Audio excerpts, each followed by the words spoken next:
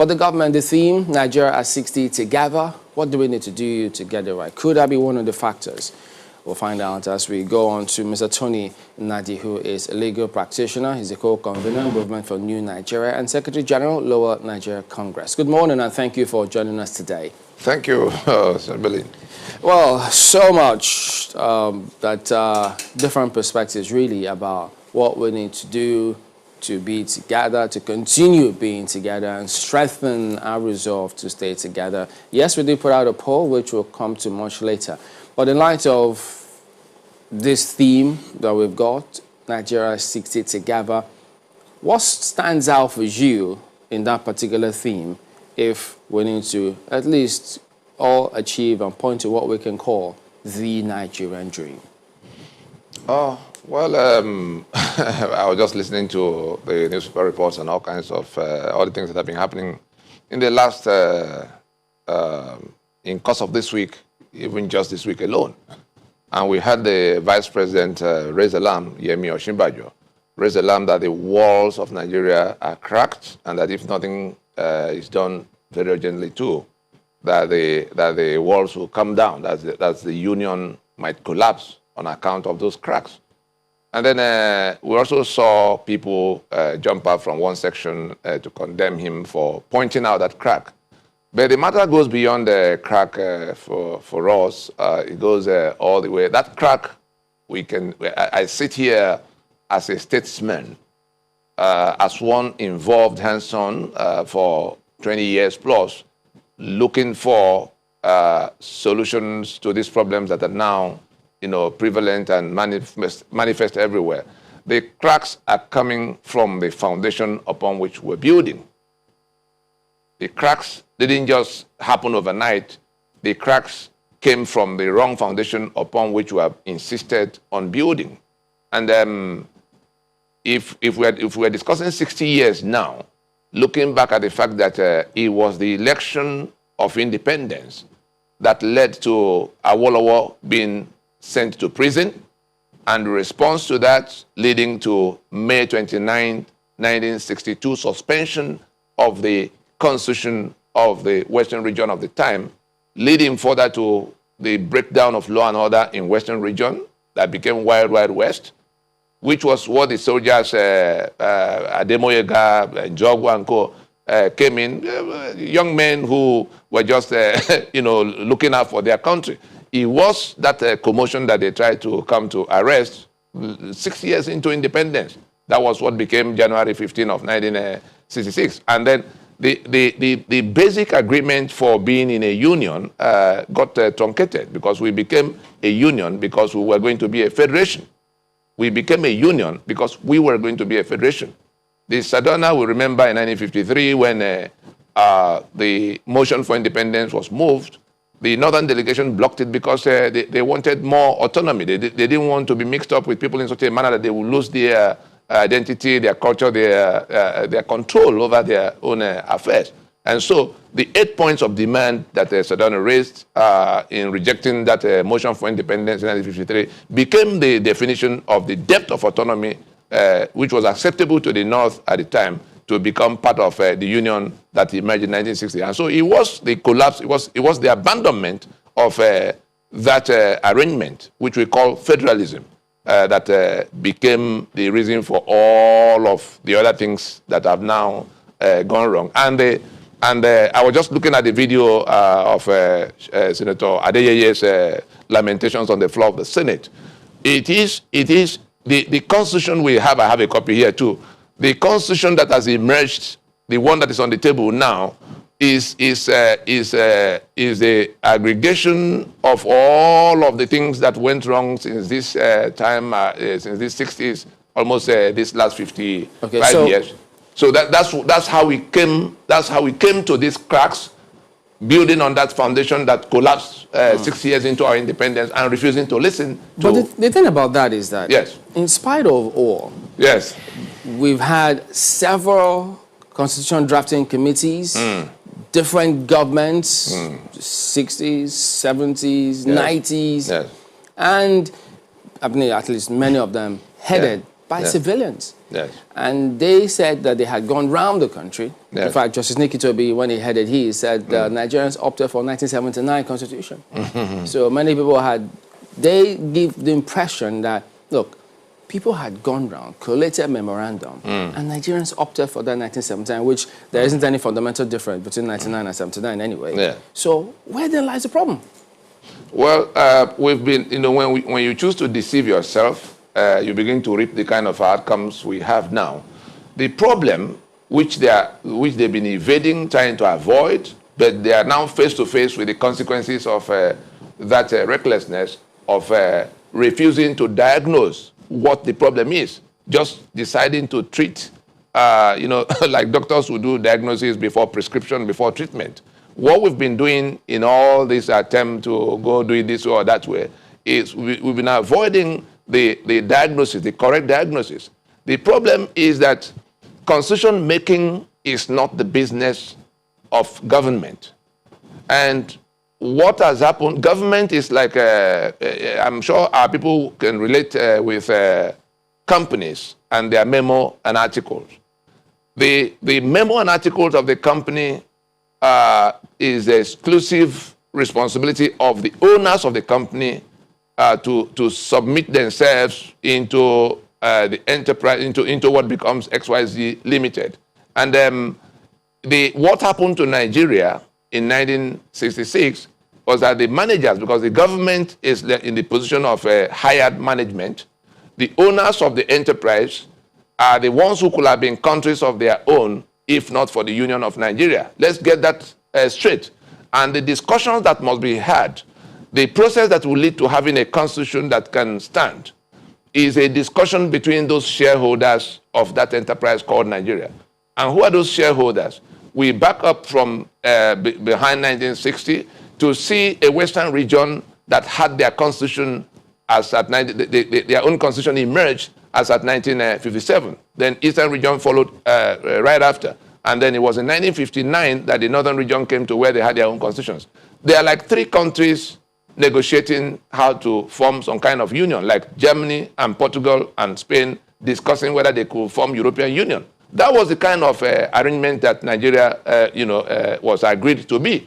And from the point in 1966 when the 5 constitutions that defined that union got toppled by the hired management, because government in its 3 arms represent the hired management of the enterprise. The owners of the enterprise are the Yoruba bloc that could be country of 55 million people, the Eastern bloc that could be country of 70 million people. Forget about the divisions that were introduced in 3 days to the declaration of Biafra in 1967.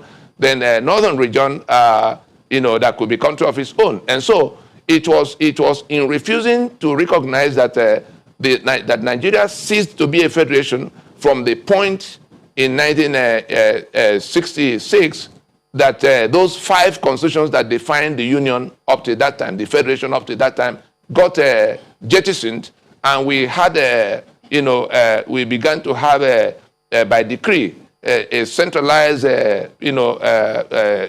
instrument, the unitary instruments that have metamorphosed into 1999 Constitution. Let us remember that it was on the 27th of May in 1967 that the 4 regions which federated, the 4 regions that had autonomy, the 4 regions that had ownership and control over their assets, it was from the point in 1967 that those 4 regions were broken into 12 states, and their assets progressively got taken over by the federal government, that we ceased to be a federation. But we kept pretending, such that by 1975, when Murtala Mohammed took over from Gowon, the first task he gave, of course, the entire commotion of 66 led to war, in which more than 3 million people got lost in one part of the country, in the eastern part of the country, and the Biafra War. And from that point of 1970, when the war ended, instead of going to examine what truncated our federation, we patched it up with all kinds of things. They say NYSC, for instance, if I could jump in, because yes, in 1975, yes, General Mohammed at that time to set up a constitution drafting committee. Yes. And it was headed by then eminent jurist Chief F.R.A. Williams. Yes. So does it mean that all of these issues were lost on them when they came up with the constitution? They were as they were wrong that time, so are the ones who are discussing what to do about amending constitution in National Assembly wrong today. It is not within the legislative mandate of the National Assembly to make constitution. Constitution making is the exclusive business of those who will submit their lands and their peoples into a union. The National Assembly is only a part of the management team, one arm of the government.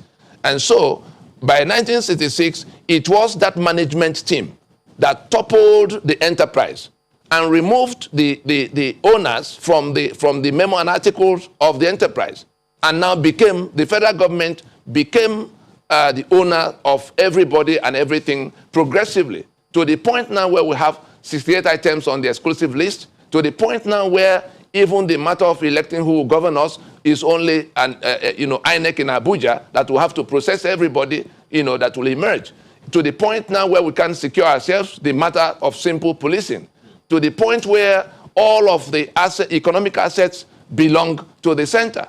We now saw, we've come to where there's a waterway control bill that is now meant to take over all bodies of waters across the land, with some kilometers of land adjoining it, such bodies of water to the left and right. So the center, the federal government that was set up to be a union office for these owners of enterprise, has now toppled the owners and become the owner of the enterprise to the exclusion of those ones. And those owners are shouting and crying, let us go back to discussing so that we can rebuild the foundation upon which we can, upon which this union can be sustained. I think it They is are refusing important to listen. Okay, no, and we see people now moving progressively towards a self-help. Just one moment. Yes. I think there is a need to define how we can solidify that foundation so we don't go back Yes. to where we are trying to get out from. Yes. Well, depending on what historical accounts you read,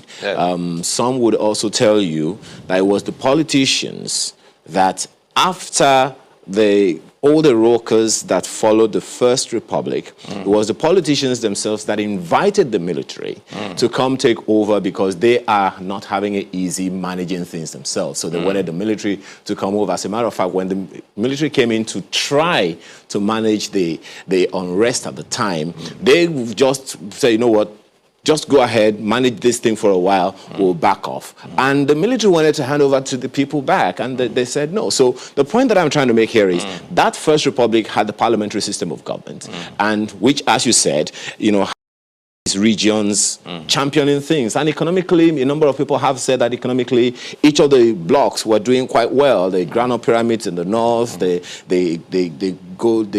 coal in the east and the cocoa in the west were doing quite well and all of that. But it was the same politicians that couldn't really agree on a number of things, as they are still finding it difficult to agree on a number of things now. So if we're going to get this country right, is it a problem of the system of the constitution, the system of government, the constitution, or the people? Hold it there. The answer lies in completing what I was saying in response to the last question about how we came about the constitution we're building upon. There are 3 items, and I want everybody to listen carefully. I'm saying this not just as a lawyer. I'm saying this as a lawyer with specialty in jurisprudence. In that field of law, my students are the professors of law and the senior advocates in Nigeria. We are in this building now. There are 3 components: the foundation, the vertical column, and the roofing structure. That's basic. Now, we hear about polity all the time, overheating the polity. We have the polity, that's the definition of the union, as done by, as you will find in the Constitution. That is the foundation. Then it is that foundation that moderates and defines the politics, PDP, APC, and all of what happens in elections and how people get elected. That's the vertical column. The roof is where you're now discussing the policies that come from that politics. In those three compartments, you come back to the definition of democracy.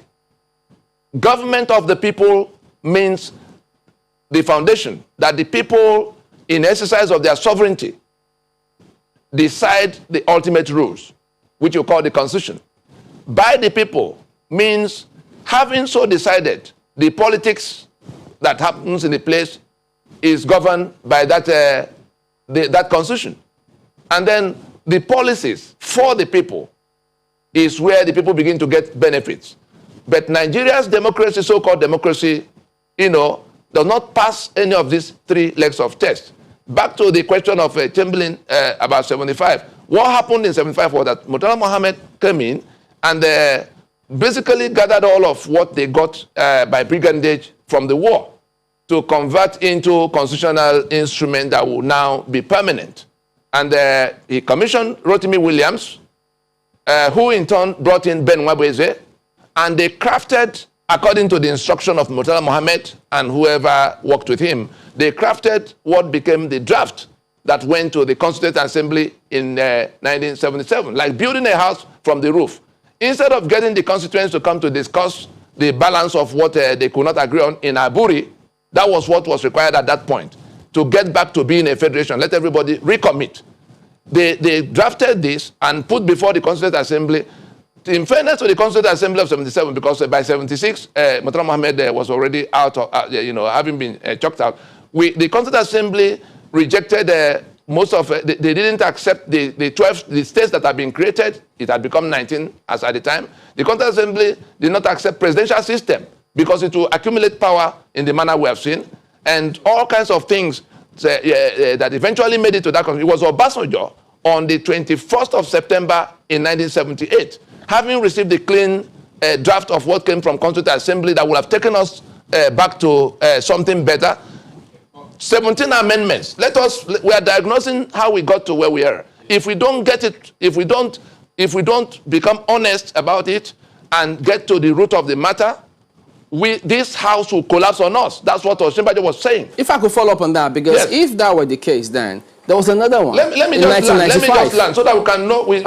My landing is that on the 21st of September in 1978, Obasanjo went on national broadcast to introduce 17 amendments to the finished work of the Constituent Assembly. So the 1979 Constitution was not a product of the people of Nigeria as many will want to claim. It was those amendments that removed everything that would have taken us back to resuming our status as a federation. And if you can imagine that the states, we now have 36 unviable units that they say is the federating units. The states, if we had gone back to the regions that will federate, we wouldn't have these 36 states now, nor the 704 local government areas, right, and all of the things that now make the union unworkable, totally unworkable. The 68 items of exclusive list. How did Land Use Act get into the Constitution? So, how did NYSC, to tell you the kind of things that are continuing to crack our walls? The NYSC was ostensibly brought in to make young people mix up so that they can understand their country better.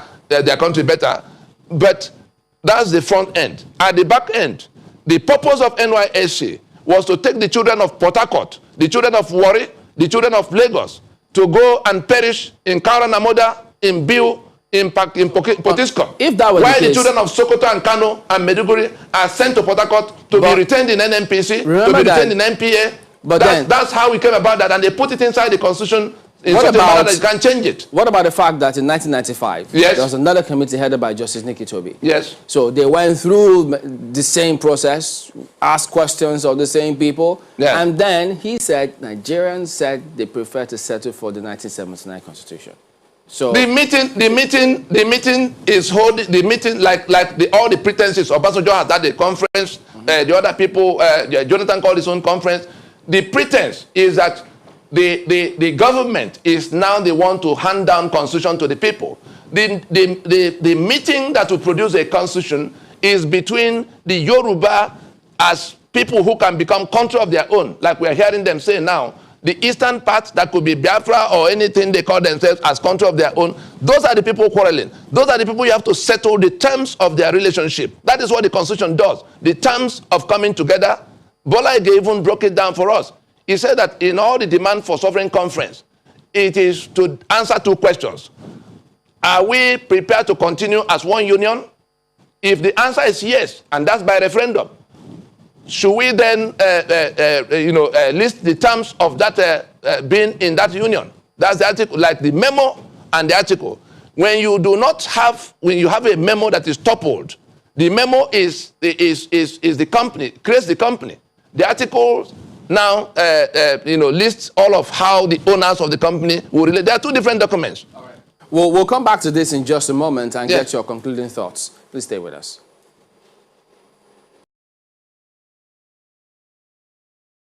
Welcome back. It's our concluding moments now. Go ahead, Kaide. Well, as much as there's a lot of value in looking at where we're coming from, how we got here, it's also important to, look at where we are, the realities on ground right now. Yes, the National Assembly has put in motion that constitution review process, 13 thematic areas. That seems to be the way forward right now. Now, you gave that analogy about the building, the foundation, the vertical column, and of course the roof.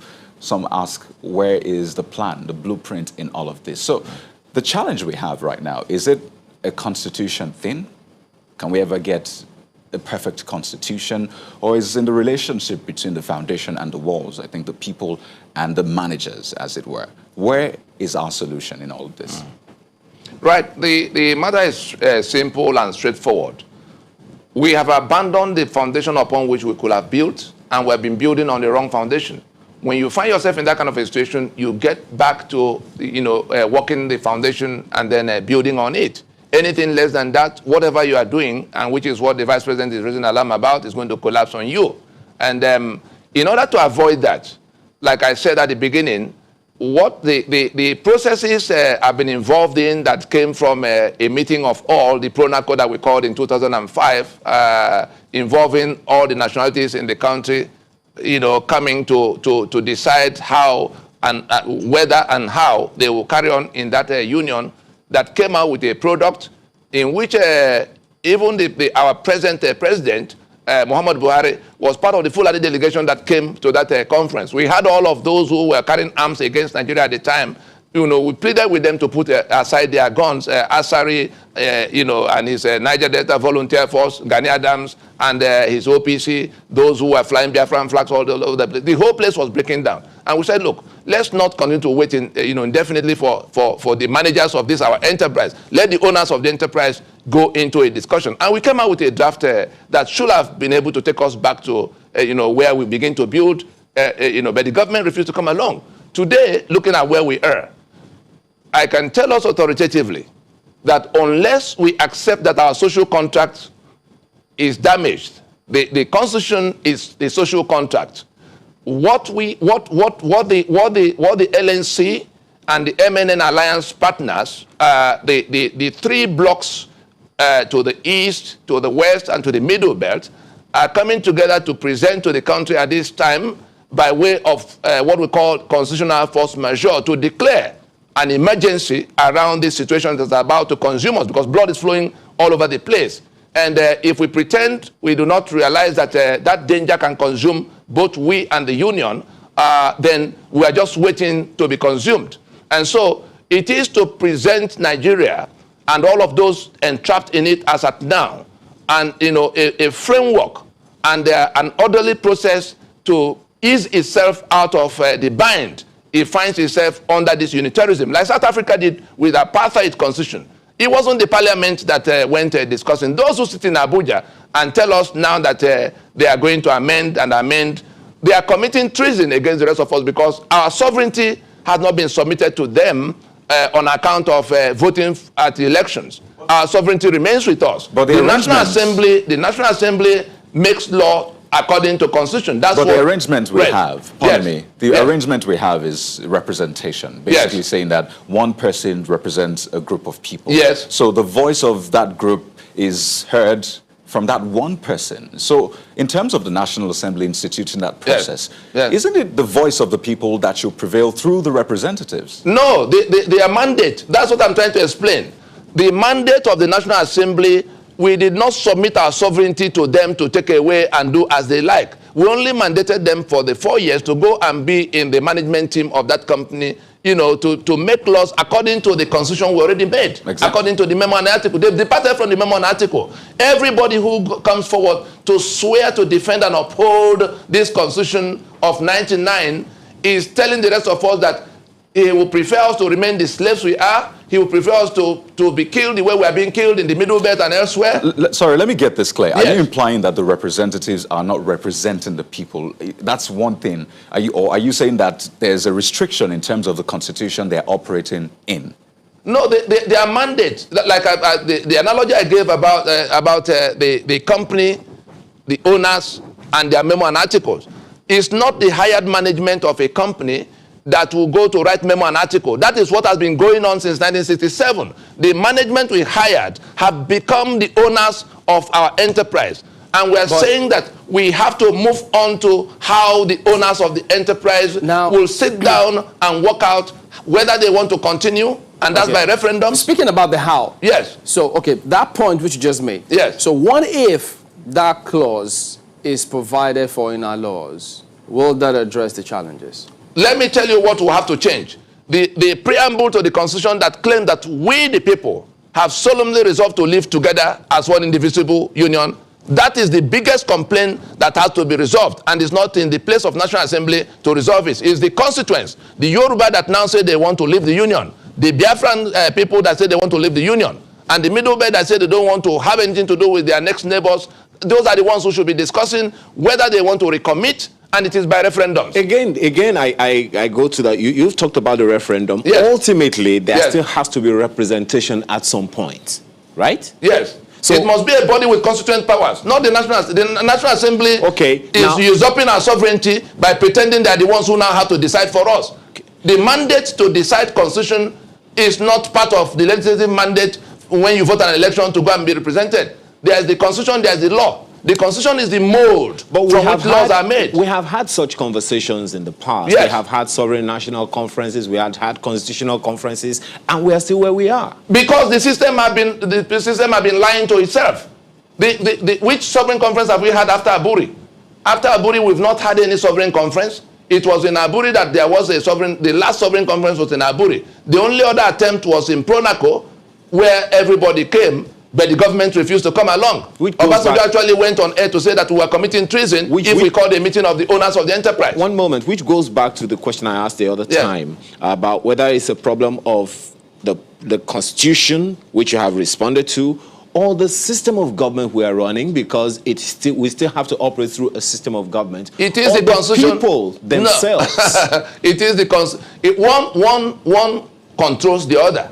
If you put a foundation for a bungalow, and you begin to erect something that will carry 40-story structure pillars and begin to take it up, it will crash on you. We're saying that the problem we have to solve is to go to that foundation in which the Yoruba and the eastern part and the Middle Belt they are agreeing to submit their lands and their people. That preamble that says we the people have solemnly resolved is saying that the Ijaw has resolved to submit their lands and their assets into the union. It's saying that the Yoruba had resolved to submit their lands and their assets. It's a lie. We can't build on that lie any further. Let me see if we can just go through the thematic areas that the National Assembly put forward. Areas for constitution review. Talks about gender equality for women and girls, federal structure, and power devolution, which I think you have also talked about. I don't know if that handles that area for you. There's also local government and its autonomy. If you go all the way down, you see residency and indigent provisions, the National Assembly, even state creation is captured in those thematic areas. 13 of them. I didn't list all of them, but from the ones I listed, federal structure, power devolution, local government, its autonomy, state creation, residency, indigent provisions, don't you think they at least handle some of the issues you have raised about the owners and the managers? They are doing the mere fact that they are sitting, telling us that they want that have to now decide for us. At a time we're saying we have to decide for ourselves whether we want to be in this union. They are committing treason against the rest of us, and the owners of the enterprise are working out how they will seize the initiative by themselves to provide some kind of framework and process that will be orderly. The constitutional force majeure is to say that our social contract has gone bad. The basis of being in one union has been truncated, and the owners of the enterprise now wish to bring an end to this imposition that is tormenting them, that has seized their assets, that is now exposed them to where they are being eliminated for extermination as a people on their spaces. Right. And so it is the right to self-determination that have been truncated by the jettisoning of the constitution that was built on that right. The meetings of Lancaster House before independence, was in respect to the self-determination rights of the units that will federate. Our federation has collapsed. If we continue to pretend the country will collapse on us. All right, Mr. Tony Nadi, we do thank you very much for your thoughts this morning. So I guess the many questions concerning the Constitution continues. We will be back in a moment. Don't go away.